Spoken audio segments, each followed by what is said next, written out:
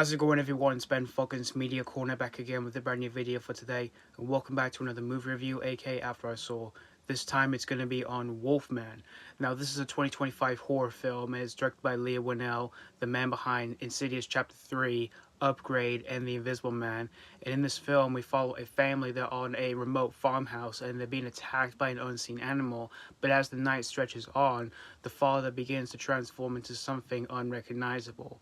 So that's pretty much the story of Wolfman. Now, I was really excited for this movie since this was one of my most anticipated movies for January this year. And when it comes to Leigh Whannell's previous works he's done for the horror genre, I really enjoyed Insidious Chapter 3, and I also really enjoyed Upgrade. But for his last film, which was The Invisible Man, that film really surprised me because I didn't expect a whole lot going into that film back then.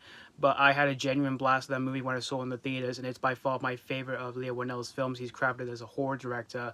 And it was even my favorite horror film to come out for 2020. So when I heard he was making a new monster film with Universal again, but within this case with Wolfman, I was really excited to see what he was going to be doing for doing his own take of that famous monster that we all know from Universal.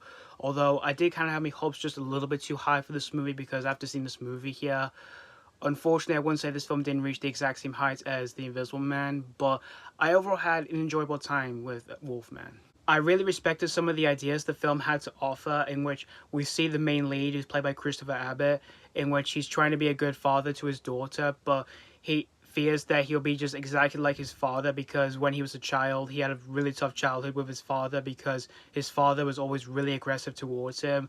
And I did find myself really connected with that once the film starts to show the signs of the main lead trying to take care of his family, where we see him taking care of his wife and his daughter.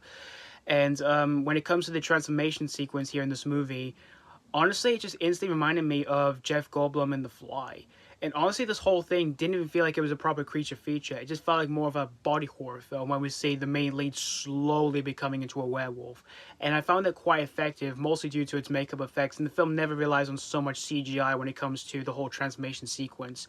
But I wouldn't say this transformation sequence is as iconic like the iconic transformation sequence in American Werewolf in London, which is by far the best transformation sequence ever for a werewolf horror movie.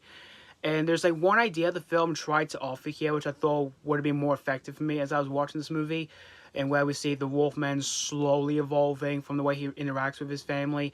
And to me, it just felt less effective for me, as well as for some of the ideas the film tried to offer here. But I can totally respect for what Leigh Whannell was trying to bring out here with this movie. And as for its pacing for this movie, it does tend to feel draggy despite being an hour and 43 minutes. Like, the first 10 minutes of this movie does tend to drag on a bit too much. And we don't even get to what we expect to see out of this movie, like, after 30 minutes into the movie.